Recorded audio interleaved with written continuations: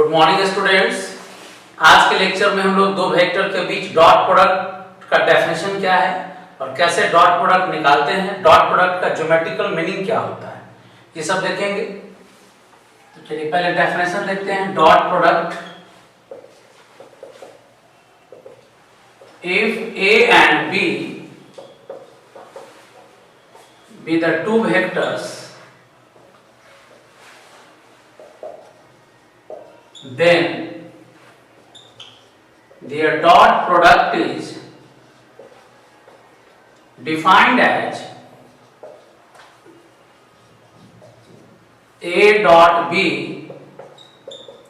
equal to magnitude of A magnitude of B cos theta, where theta is angle between the two vectors। देखिए dot product का definition पहले, अगर A और B दो vector है तब दोनों का डॉट प्रोडक्ट कैसे डिफाइन किया गया है। तो A डॉट B सिंबल है, यानी कि डॉट प्रोडक्ट वेक्टर के बीच होगा। स्केलर वेक्टर के बीच डॉट प्रोडक्ट नहीं डिफाइंड है, दो वेक्टर के बीच डॉट डिफाइंड है। तो दो वेक्टर के बीच डॉट प्रोडक्ट का डेफिनेशन दिया गया ए बी कॉस थीटा। यहां थीटा वेक्टर ए और बी के बीच एंगल है। मान लीजिए वेक्टर ए है और वेक्टर बी है, तो वेक्टर ए और बी के बीच एंगल है थीटा। अब यहां जरा ऑब्जर्व कीजिए, ए का मैग्नीट्यूड है यानी सिर्फ लेंथ ही है, बी का मैग्नीट्यूड यानी बी का लेंथ, कॉस थीटा एक स्केलर क्वांटिटी है, नंबर है। तो A डॉट B जब दो वेक्टर का डॉट लिया गया तो आंसर में क्या लिखा जा रहा है, स्केलर का प्रोडक्ट। यानी कि कुल मिलाकर ये जो क्वांटिटी है एक स्केलर क्वांटिटी है। यानी दो वेक्टर के बीच जब डॉट करते हैं तो एक स्केलर क्वांटिटी मिलता है, इसलिए डॉट प्रोडक्ट को स्केलर प्रोडक्ट भी कहते हैं। कह सकते हैं कि dot product gives, dot product of two vector gives scalar quantity. ध्यान दीजिएगा, दो वेक्टर का डॉट प्रोडक्ट एक स्केलर क्वांटिटी देता है, so it is also called scalar product. दो वेक्टर का डॉट प्रोडक्ट एक स्केलर क्वांटिटी देता है, इसलिए इसको क्या कहते हैं, स्केलर प्रोडक्ट कहते हैं। अब यहां एक दो प्रॉपर्टी ऑब्जर्व कीजिएगा, जैसे ए डॉट बी लिखे तो डिफाइन किए ए बी कॉस थीटा, तो बी डॉट ए लिखेंगे तो क्या होगा, तो बी ए कॉस थीटा। तो देखिए ए बी कॉस थीटा लिखिए चाहे बी ए कॉस थीटा लिखिए, दोनों केस में रिजल्ट सेम होगा। तो कह सकते हैं ये बेसिक प्रॉपर्टी है कि ए डॉट बी और बी डॉट ए इक्वल होता है, इसलिए हम लोग कहते हैं कि dot product of two vectors is commutative. दो वेक्टर का जो डॉट प्रोडक्ट है वो कम्यूटेटिव होता है। बुक में इसी को थ्योरम करके लिखा है, लेकिन हम लोग बेसिक प्रॉपर्टी है सब समझते चलेंगे। पहला लाइन क्या बताएं कि ए डॉट बी निकालिए या बी डॉट ए, दोनों केस में रिजल्ट सेम मिलता है, इसलिए कह सकते हैं कि डॉट प्रोडक्ट दो वेक्टर का कम्यूटेटिव होता है। यानी ए डॉट बी और बी डॉट ए इक्वल है, इसलिए डॉट प्रोडक्ट को कम्यूटेटिव कहते हैं।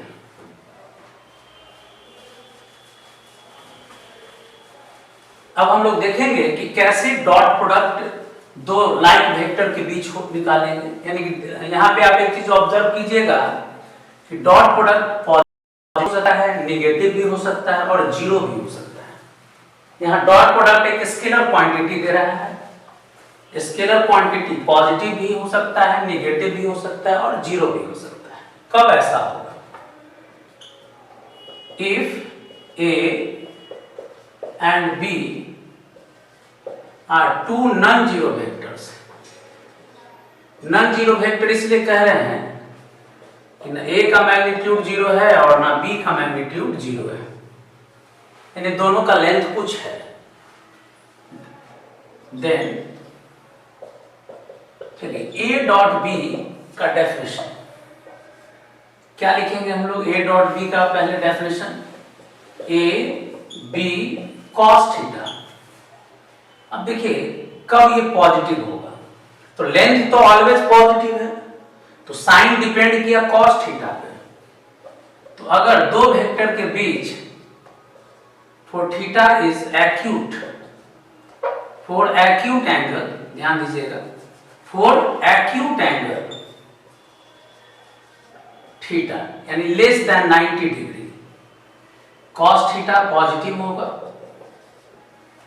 तो जब कॉस थीटा पॉजिटिव और लेंथ भी पॉजिटिव, तो कह सकते हैं ए डॉट बी, ए भी पॉजिटिव, ए भी पॉजिटिव, ए भी पॉजिटिव, तो कह सकते हैं कि ए डॉट बी पॉजिटिव होगा।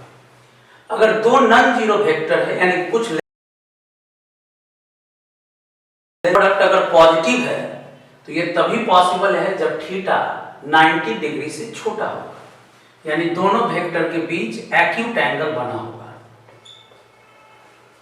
इसी तरह से ऑब्ट्यूज एंगल अगर है तब, और ऑब्ट्यूज एंगल थीटा यानी कि 90 से बड़ा, तो एक वेक्टर ए है, चलिए एक वेक्टर बी इधर ले लिए, तो ये जो एंगल है 90 से बड़ा हो गया। तो हम लोग जानते हैं कि cos थीटा अगर एंगल 90 से बड़ा हो तो cos का वैल्यू निगेटिव होता है, तो कह सकते हैं कि a डॉट बी, देखिए लेंथ पॉजिटिव है लेकिन cos का वैल्यू निगेटिव है, इसलिए फाइनल आंसर निगेटिव होगा। तो अगर दो वेक्टर के बीच डॉट प्रोडक्ट निगेटिव आ जाए, तो गारंटी है कि दोनों वेक्टर के बीच जो एंगल है वो 90 से बड़ा है, यानी ऑब्ट्यूज एंगल है। तीसरा case for right angle, right angle का मतलब हुआ थीटा 90 डिग्री, तो जब थीटा 90 डिग्री होगा तो cos 90 जीरो होता है, तो a dot B, A B cos theta, तो cos का वैल्यू तो जीरो है, तो ये पूरा प्रोडक्ट को क्या बना देगा, जीरो। यानी कि दो वेक्टर अगर परपेंडिकुलर है, इंपॉर्टेंट कंडीशन आया, दो वेक्टर अगर परपेंडिकुलर है तो गारंटी है कि दोनों के बीच डॉट प्रोडक्ट निकालने पर क्या मिलेगा, जीरो। तो ये एक सफिशिएंट कंडीशन है दो नॉन जीरो वेक्टर के लिए कि अगर वेक्टर परपेंडिकुलर है तो डॉट जीरो होगा, या डॉट जीरो है तो वेक्टर का ये वेक्टर जो होगा वो परपेंडिकुलर होगा। नॉन जीरो वेक्टर के लिए ऐसा भी हो सकता है, अगर हम लिखते हैं a डॉट बी जीरो, यहां तो हुआ कि पहले तय कर दिए कि a परपेंडिकुलर है b पर, तो थीटा 90 हुआ तो cos जीरो होगा, इसलिए डॉट जीरो हुआ। अब मान लीजिए हम पहले के लिखते हैं a डॉट बी जीरो, तो A B cos theta zero. तो यहां तीन केस हो सकता है, या either magnitude of a is zero और magnitude of b is zero और cos theta equal to zero, यानी या तो a का मैग्नीट्यूड जीरो होगा या b का मैग्नीट्यूड जीरो होगा या a परपेंडिकुलर b होगा। तो एक चीज ऑब्जर्व कीजिएगा, अगर वेक्टर परपेंडिकुलर है तो डॉट जीरो होगा, अगर डॉट जीरो है तो तीन केस सोचना होगा, वेक्टर का मैग्नीट्यूड भी जीरो हो सकता है या दोनों वेक्टर परपेंडिकुलर हो सकता है।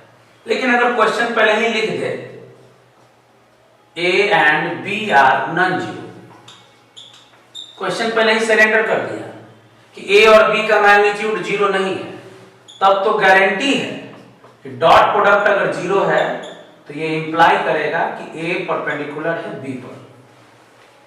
तो जनरली जो वेक्टर रहेगा वो नॉन जीरो ही होगा।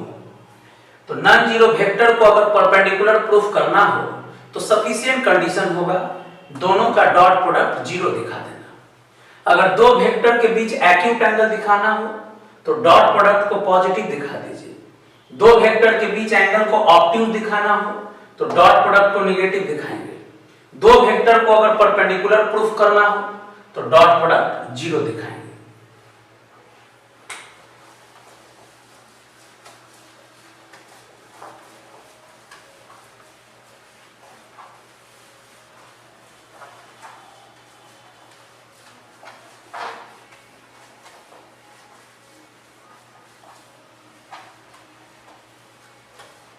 देखिए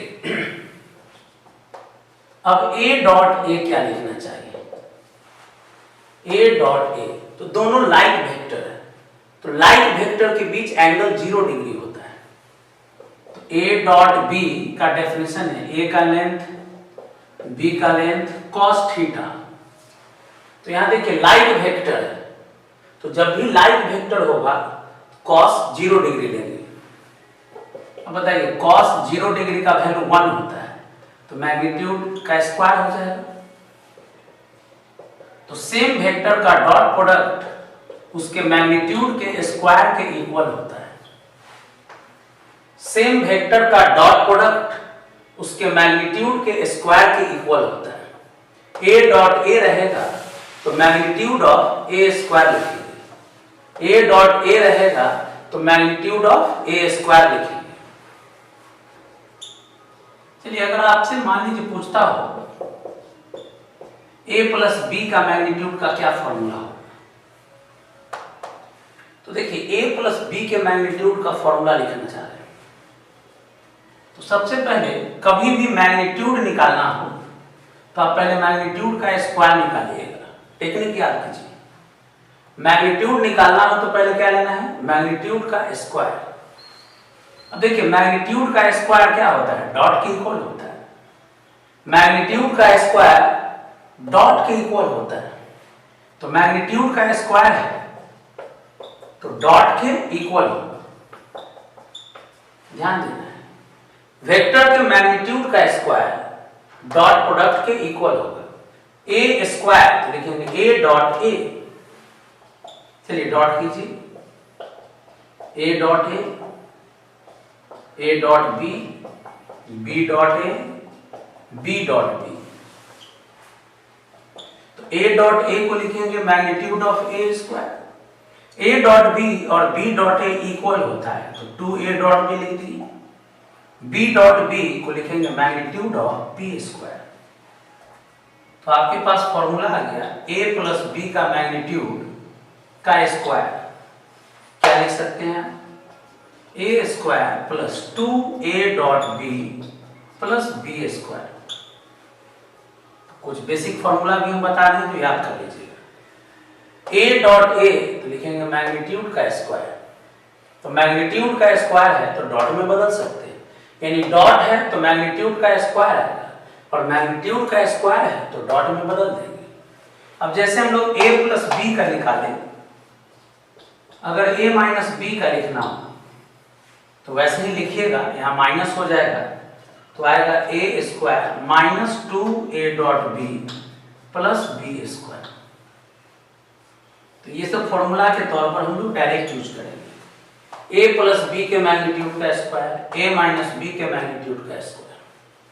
तो कभी भी मेरा लाइन याद रखिएगा, कभी भी मैग्नीट्यूड पे वर्क करना हो तो पहले मैग्नीट्यूड का स्क्वायर निकालना होगा, फिर वहां मैग्नीट्यूड का वैल्यू डाल देंगे।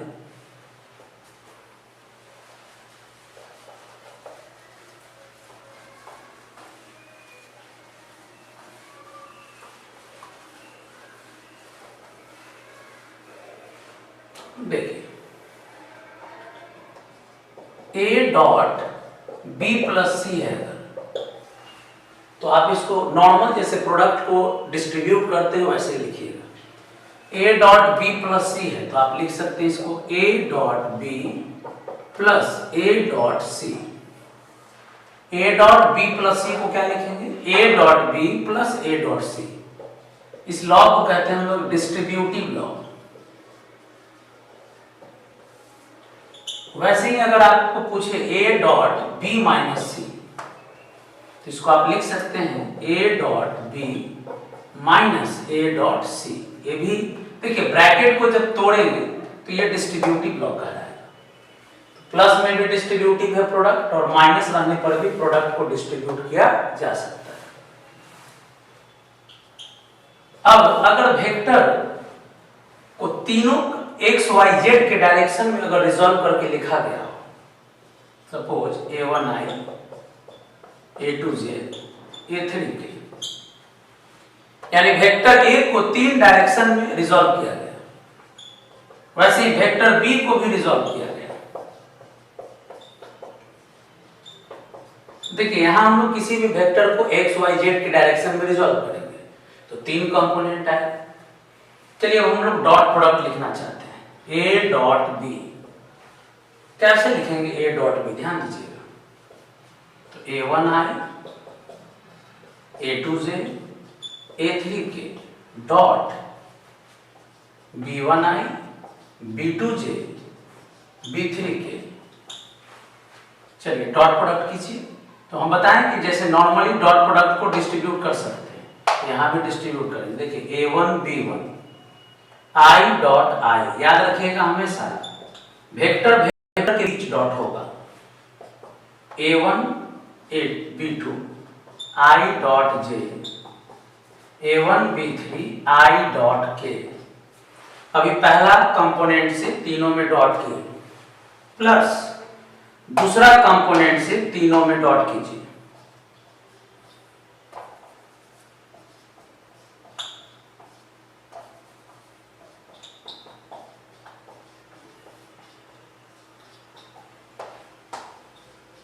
एकदम पेशेंस रखिए, कैलकुलेशन करते समय जे डॉट के होगा।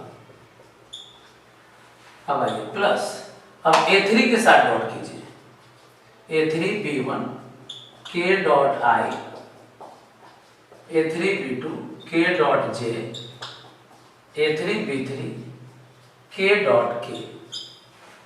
आराम से जैसे डॉट बताएं यहाँ डिस्ट्रीब्यूट करना, वैसे ही नॉर्मल प्रोडक्ट के जैसा डॉट को भी डिस्ट्रीब्यूट किए।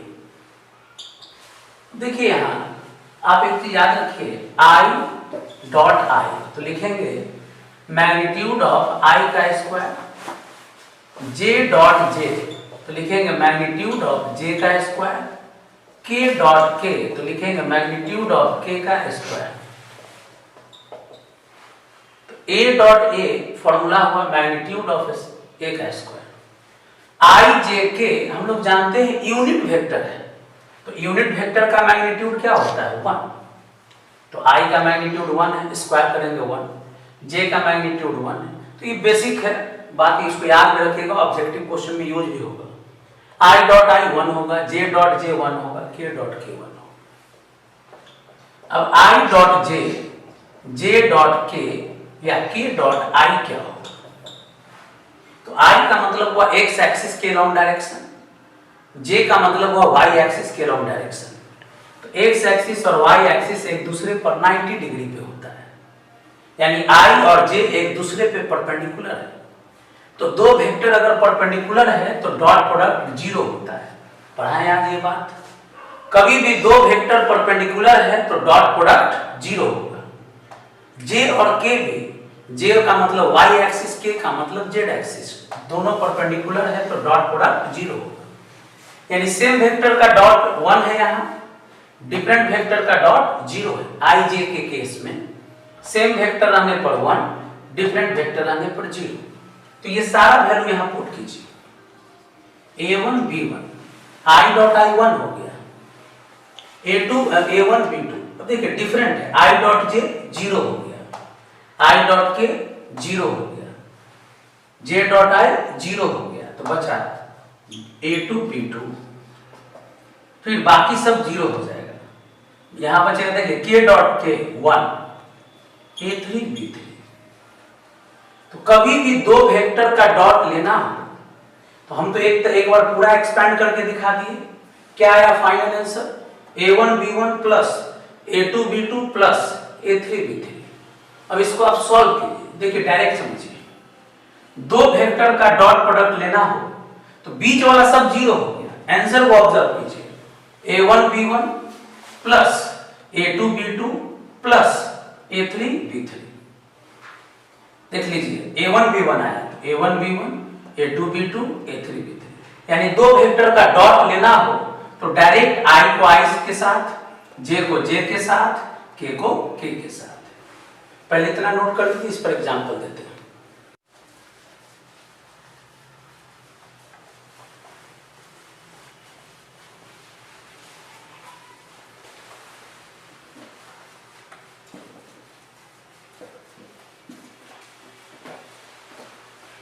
अब हम लोग एक एग्जाम्पल देखते हैं कैसे डॉट प्रोडक्ट निकालते हैं। तो मान लीजिए वेक्टर A है 2y plus j minus k, एक वेक्टर B है I plus 2j minus k। आपसे क्या दो वेक्टर देकर आपसे बेसिक दो चीज जरूर पूछेगा। पहले पूछेगा a डॉट बी बताइए क्या होगा, और दो वेक्टर अगर दिया हुआ है तो ये भी पूछ सकता है कि दोनों के बीच का एंगल क्या होगा। दो वेक्टर देकर क्या क्या पूछ सकता है, तो दोनों वेक्टर का डॉट प्रोडक्ट या दोनों वेक्टर के बीच एंगल। तो सबसे पहले देखिए a डॉट बी कैसे निकालिएगा। तो अभी हम एक प्रोसेस सॉल्व करके दिखाएं कि फाइनल आंसर कैसे निकाला जाता है। तो i के साथ डॉट करेंगे तो 2 into 1 plus 1 into 2 minus minus plus 1 into 1। i dot i 1 होता है, j डॉट j 1 होता है, k डॉट k 1 होता है, यानी सिर्फ कॉफिशिएंट को मल्टीप्लाई कर देना है। तो आंसर आ गया 5। तो a डॉट b हो गया 5। अब आपसे एंगल पूछा है, तो पहले a का मैग्नीट्यूड बताइए। तो a का मैग्नीट्यूड कैसे निकालेंगे, तो root under i square j square k square. वैसे ही b का मैग्नीट्यूड निकाल लीजिए, 1 square x component square y component square z component square. Magnitude कभी भी लिखिए तो रूट अंडर यूनिट हो, जो भी है यूनिट। नाउ थीटा, यानी दो वेक्टर अगर दिया हो तो डॉट प्रोडक्ट की मदद से एंगल निकाल सकते हैं। कैसे, देखिए cos थीटा बराबर फॉर्मूला लगाएंगे a dot B by a का मैग्नीट्यूड b का मैग्नीट्यूड। डेफिनेशन है a डॉट b बराबर ए बी cos थीटा, तो ए बी को इधर भेज दिए, यानी कि दो वेक्टर के डॉट प्रोडक्ट के मदद से उसके बीच का एंगल निकाल सकते हैं। तो बताइए a डॉट b का वैल्यू क्या है 5, a का मैग्नीट्यूड रूट 6, तो cos थीटा बराबर आ गया 5/6। तो लिख सकते हैं हम लोग theta equal to cos inverse 5/6। देख सकते हैं दो वेक्टर का डॉट प्रोडक्ट पॉजिटिव आया, यानी कि गारंटी है कि यहाँ थीटा जो है 90 से छोटा है। कभी कभी ये भी कह सकता है कि प्रूफ कीजिए कि दोनों वेक्टर के बीच एक्यूट एंगल है। तो डॉट प्रोडक्ट निकालेंगे, पॉजिटिव आ गया तो एक्यूट एंगल, नेगेटिव आ गया तो ऑब्ट्यूज एंगल। अगर डॉट प्रोडक्ट 0 आ गया तो दोनों वेक्टर एक दूसरे पे परपेंडिकुलर होगा।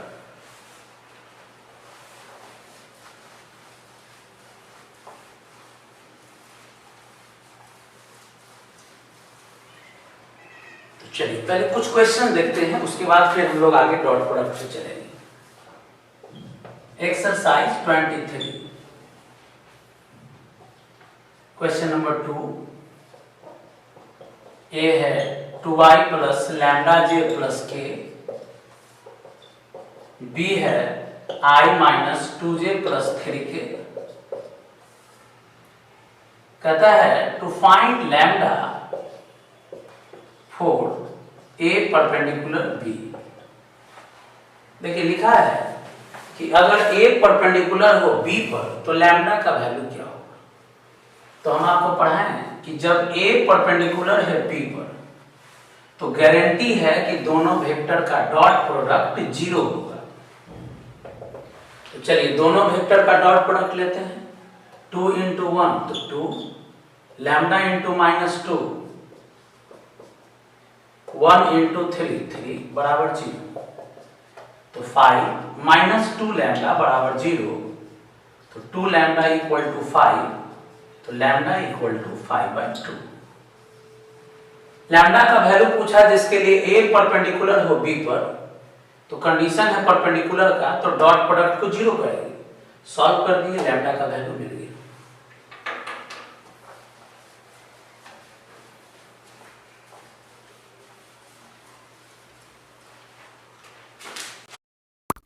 और देखिए नेक्स्ट क्वेश्चन 3 का सेकंड, देखिए आया हुआ भी बोर्ड में। ए है 5i minus J minus 3k, B है i plus 3j minus 5k, और क्वेश्चन कहता है to prove a plus B and a minus B are perpendicular. देखिए वेक्टर में हम एरो अगर नहीं भी दें तो आप समझ जाइएगा ये वेक्टर का ही सिंबल है। तो कभी भी दो वेक्टर को ऑर्थोगोनल, ऑर्थोगोनल का मतलब ही परपेंडिकुलर होता है। चलिए किसको परपेंडिकुलर प्रूफ करना है, a प्लस बी और a माइनस बी।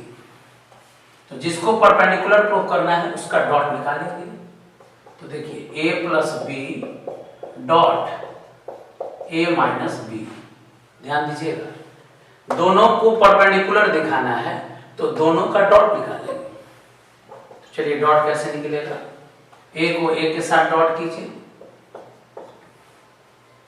a को b के साथ डॉट कीजिए, फिर b को a के साथ डॉट कीजिए, माइनस b को b के साथ डॉट। एकदम आसान है, समझिएगा।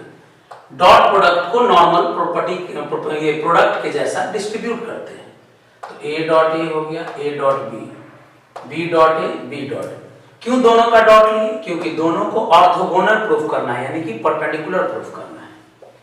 तो a डॉट a का मतलब हुआ a का मैग्नीट्यूड का स्क्वायर। आपको बताया है a डॉट b और b डॉट a इक्वल होता है, इसलिए कैंसिल हो जाएगा। b डॉट b हो गया b के मैग्नीट्यूड का स्क्वायर। चलिए अब a का मैग्नीट्यूड निकालिए। तो root under 5 square 1 square 3 square, ऊपर से स्क्वायर है। b का मैग्नीट्यूड निकालेंगे 1 स्क्वायर 3 स्क्वायर 5 स्क्वायर, ऊपर से स्क्वायर है। स्क्वायर से रूट खत्म हो गया, रूट ये स्क्वायर से रूट तो खत्म हो गया, तो 35 माइनस स्क्वायर से रूट खत्म, यहां भी 35, क्या आ गया 0। तो a प्लस बी और a माइनस बी का डॉट 0 आ गया। तो ये गारंटी देता है कि a प्लस बी और a minus B orthogonal vectors.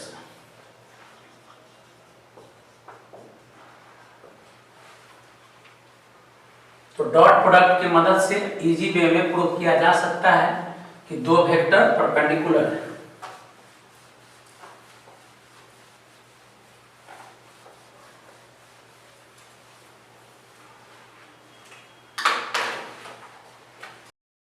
Vector को भी परपेंडिकुलर दिखाना हो तो a डॉट b 0 दिखाइए, b डॉट c 0 दिखाइए, c डॉट a 0 दिखाइए।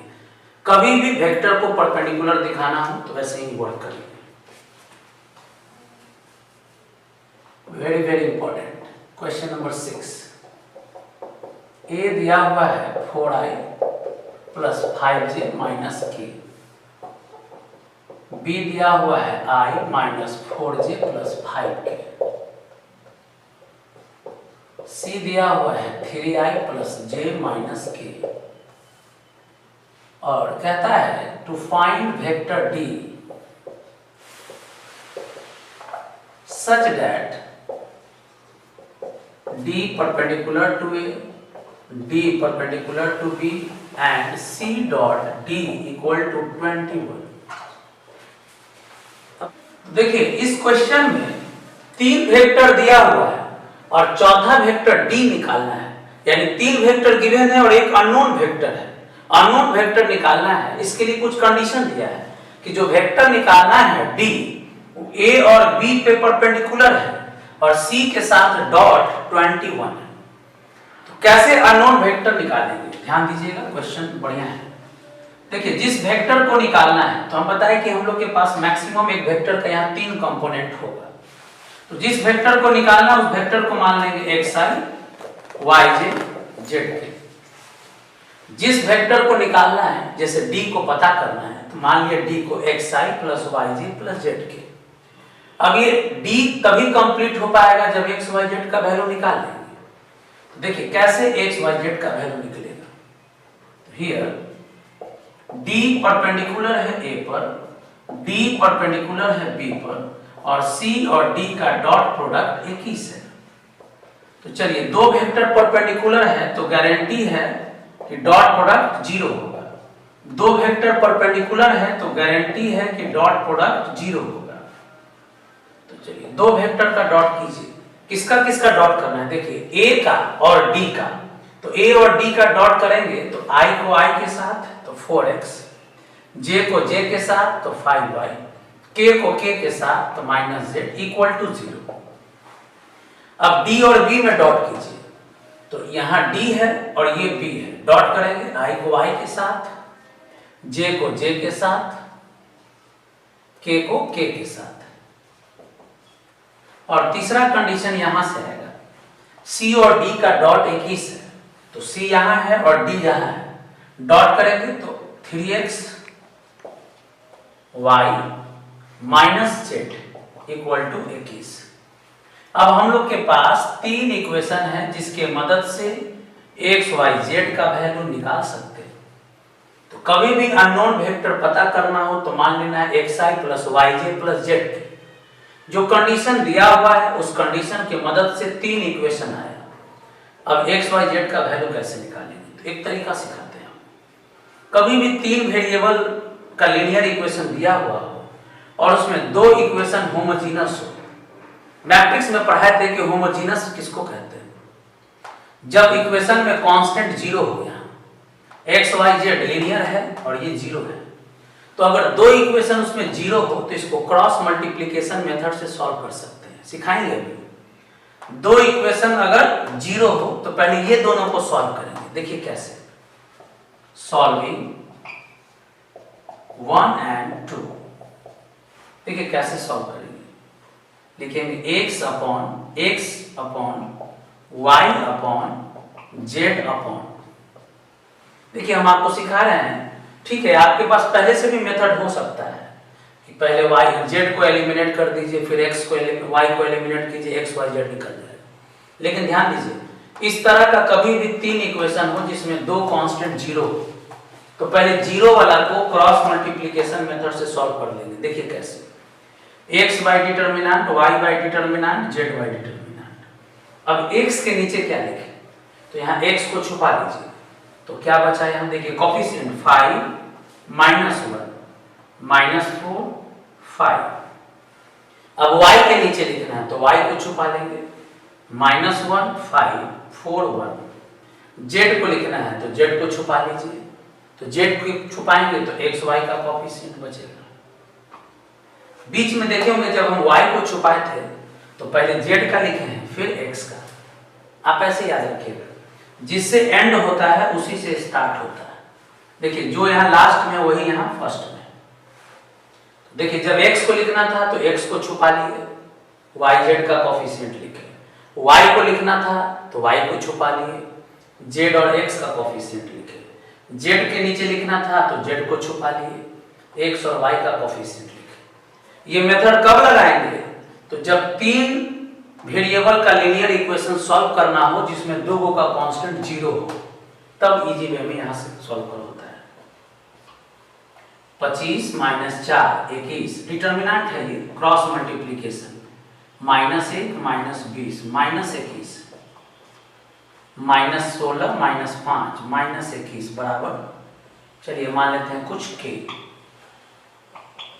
अब देखिए तीनों में 21 21 है तो 21 से डिवाइड लगा देंगे तो 1 माइनस 1 माइनस 1 इक्वल टू के। हर जगह 21 21 लिए थे तो 21 से क्या कर दिए, सब में डिवाइड लगा दिए। अब एक्स वाई जेड में रिलेशन आया, उस रिलेशन को क्या मान लिए,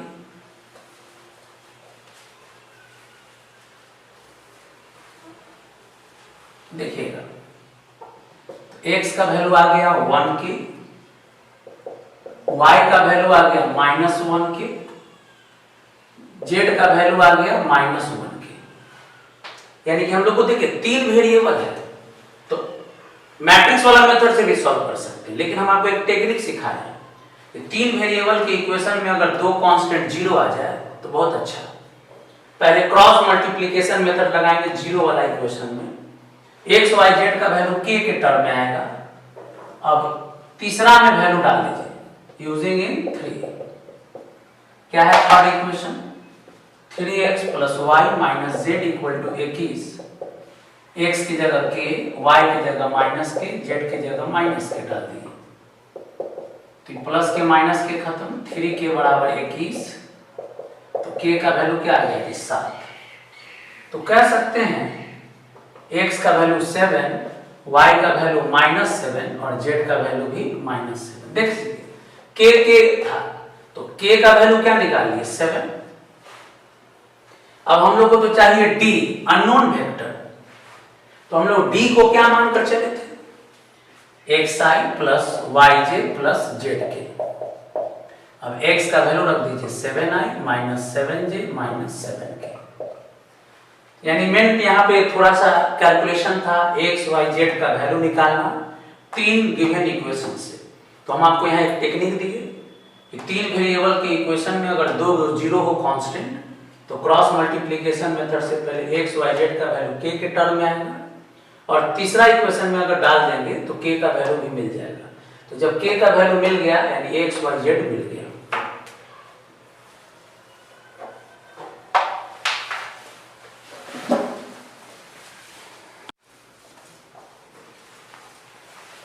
तो देखिए अभी तक हम लोग डॉट प्रोडक्ट का सिंपल कैलकुलेशन देख रहे थे, अब डॉट प्रोडक्ट का ज्योमेट्रिकल मीनिंग देखिए। Geometrical meaning of dot product क्या होता है? डॉट प्रोडक्ट का ज्योमेट्रिकल मीनिंग, तो इसके लिए पहले हम लोग प्रोजेक्शन समझेंगे। जैसे एक वेक्टर है a और मान लीजिए एक वेक्टर है b, तो आप लोग को हम पढ़ाए थे कि हर वेक्टर का एक सपोर्ट लाइन होता है।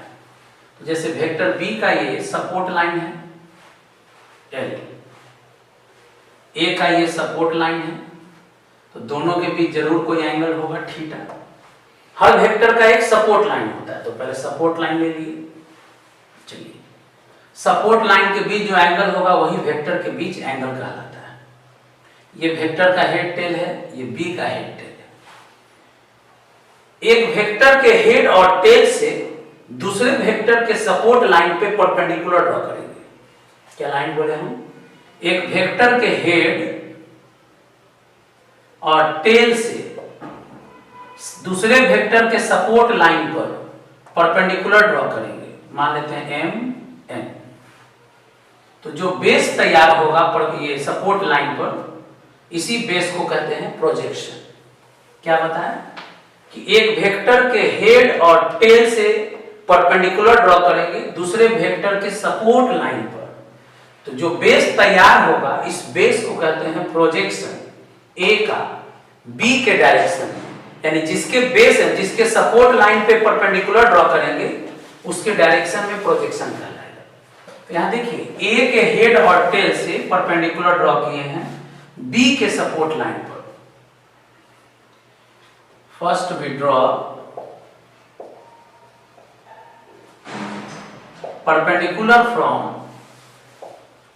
head and tail of vector A to the support line of vector B. We get a base Mn, एक बेस मिला। This base is called projection of vector A in the direction of vector B, या इसी को ऐसे कहेंगे projection of A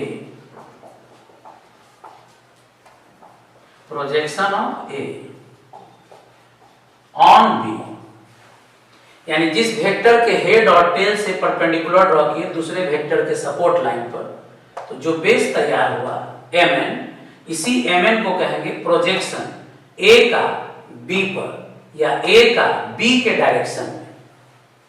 अब देखिए ये एंगल थीटा है, तो हम लोग यहां से एक पैरेलल लाइन अगर ले लें तो ये एंगल थीटा है, तो बोलिए ये भी एंगल थीटा होगा कॉरस्पॉन्डिंग एंगल से। जरा गौर कीजिएगा कॉस थीटा बराबर क्या होता है। चलिए नाम दे देते हैं कुछ ABC। बताइए कॉस थीटा बराबर क्या होगा? Base by hypotenuse. AC जो है Mn के इक्वल है और AB जो है वेक्टर A का लेंथ है। AB का लेंथ वेक्टर A का मैग्नीट्यूड के इक्वल होगा।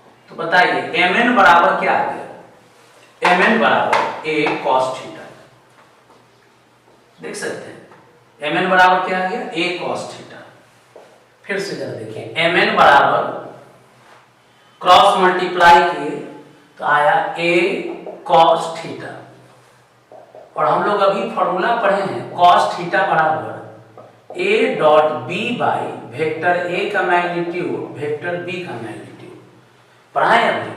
cos थीटा बराबर a dot b by a का मैग्नीट्यूड b का मैग्नीट्यूड, तो a से a खत्म हो गया, तो a dot b by magnitude of b। तो यहाँ mn क्या है, तो mn को डिफाइन किए हैं projection of a in the direction of b, या a का प्रोजेक्शन b पर, तो लिखेंगे दैट इज mn के बारे में लिख रहे हैं projection of a on b। तो क्या फॉर्मूला है, दोनों वेक्टर का डॉट प्रोडक्ट बाय b का मैग्नीट्यूड।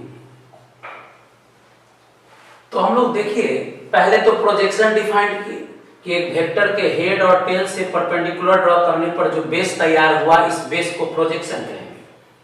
प्रोजेक्शन का जब फॉर्मूला निकालें तो a dot b by b का मैग्नीट्यूड है, तो हम लोग जो प्रोजेक्शन डिफाइंड किए तो उसको लिखे हैं यहाँ projection of a on b, तो क्या आया a dot b by b का मैग्नीट्यूड। यानी कह सकते हैं कि दो वेक्टर का डॉट प्रोडक्ट प्रोजेक्शन देता है, दो वेक्टर का डॉट प्रोडक्ट प्रोजेक्शन देता है, या अगर ज्योमेट्रिकल मीनिंग कहेगा तो आपको इतना लिखना होगा, और आप एक शॉर्ट लाइन में लिख सकते हैं कि दो वेक्टर का डॉट प्रोडक्ट प्रोजेक्शन का लेंथ देता है।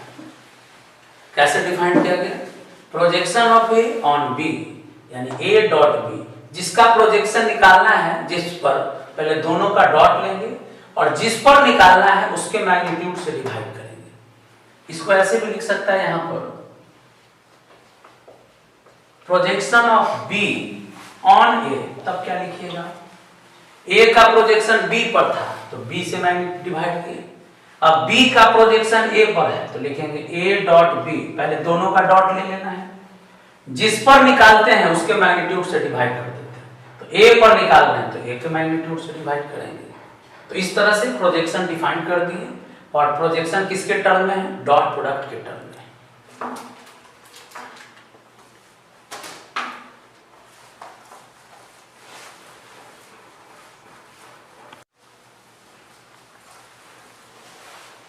देखिए अब प्रोजेक्शन पे कुछ क्वेश्चन दिया हुआ है। क्वेश्चन नंबर 8, क्वेश्चन लिखा, सीधे लिख रहे हैं direct, projection of 8i plus j in the direction of i plus 2j minus 2k। देखिए 1 मार्क में ये सब क्वेश्चन देता है। एक वेक्टर का प्रोजेक्शन दूसरे पे निकालना है, तो हम बताएं कि पहले दोनों का डॉट ले लीजिए,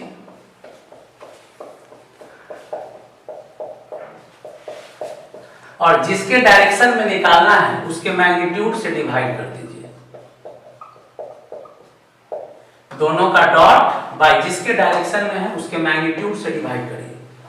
डॉट निकालिए, i को i के साथ, j को j के साथ, k नहीं है तो 0 हो गया, और मैग्नीट्यूड नीचे i square j square k square, x component y component z component, नीचे हो गया 3।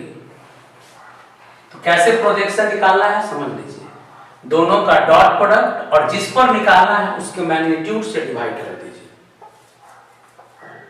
देखिए क्वेश्चन नंबर 10, तो क्वेश्चन नंबर 10 है a डॉट b 8 है दिया हुआ, और वेक्टर b है 2i plus 6j plus 3k। तो वेक्टर b का आप मैग्नीट्यूड भी निकाल सकते हैं, 2 स्क्वायर 6 स्क्वायर 3 स्क्वायर, फाइनली आएगा 7 यूनिट। a डॉट b दिया है और वेक्टर b दिया था, तो हम मैग्नीट्यूड भी लिख दिए। अब क्वेश्चन पूछा है projection of a on vector b। देखिए कितना सिंपल सवाल, एक बार कॉन्सेप्ट समझ जाइए सब बनेगा। a का प्रोजेक्शन बताइए b पर, तो a का प्रोजेक्शन b पर कैसे बताएंगे, तो A dot B by B का मैग्नीट्यूड, तो A डॉट बी दिया है 8 और B का मैग्नीट्यूड है 7, तो आंसर आ गया 8/7।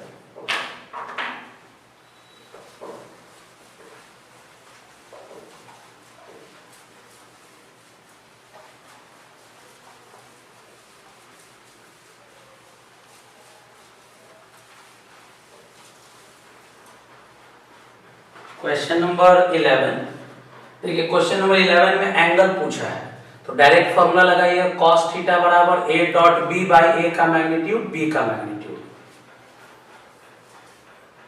चलिए 12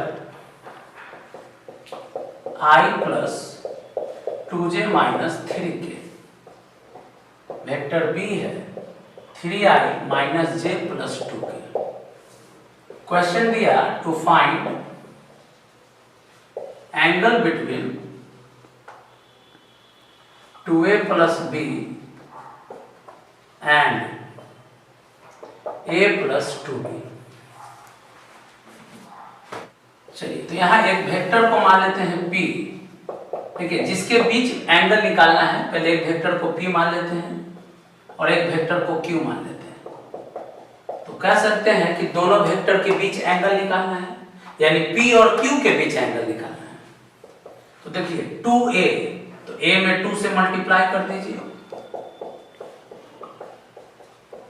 प्लस b, तो यहां b लिख लीजिए, ऐड कर लीजिए, तो 3 प्लस 2i 5i, 4j में से एक j चला गया 3j, minus 6k plus 2k minus 4k। Vector q है a प्लस 2b, तो पहले a लिखिए, i plus 2j minus 3k plus 2b, तो b में 2 से मल्टीप्लाई कीजिए, 6i minus 2j plus 4k, तो i plus 6i 7i, 2j minus 2j 0j minus 3k plus 4k plus k। करना क्या है, पहले देखिए कैलकुलेशन पे ध्यान दीजिएगा। दो वेक्टर के बीच एंगल निकालना है, तो पहले वेक्टर को एक को p मान लिए और एक को q मान लिए, उसके बाद दोनों वेक्टर को निकाल दीजिए। अब जिसके बीच एंगल निकालना है, पहले दोनों का डॉट निकालिए। तो डॉट प्रोडक्ट कैसे निकालते हैं, i को i से प्लस j को j से प्लस k को k से, 31। अब वेक्टर p का मैग्नीट्यूड, तो p यहां पर है 5 स्क्वायर 3 स्क्वायर 4 स्क्वायर, 25 25 50 आ जाएगा, इसको 5√2 लिख सकते हैं। वेक्टर q का मैग्नीट्यूड निकाल लीजिए, 7 square plus 0 square plus 1 square, again 50 5√2 लिख लीजिए। क्या किए, पहले जिस वेक्टर के बीच एंगल निकालना था, एक वेक्टर को सिंबल p दे दिए और एक वेक्टर को सिंबल q दे दिए। जो वैल्यू गिवन था उस वैल्यू के मदद से पहले दोनों वेक्टर कैलकुलेट किए। अब ये दोनों के बीच एंगल निकालना है, तो पहले डॉट निकालेंगे, दोनों का मैग्नीट्यूड निकालेंगे। और देखिए cos थीटा का फॉर्मूला बताएं, जिसके बीच एंगल निकालना है, दोनों का डॉट प्रोडक्ट बाय दोनों का मैग्नीट्यूड।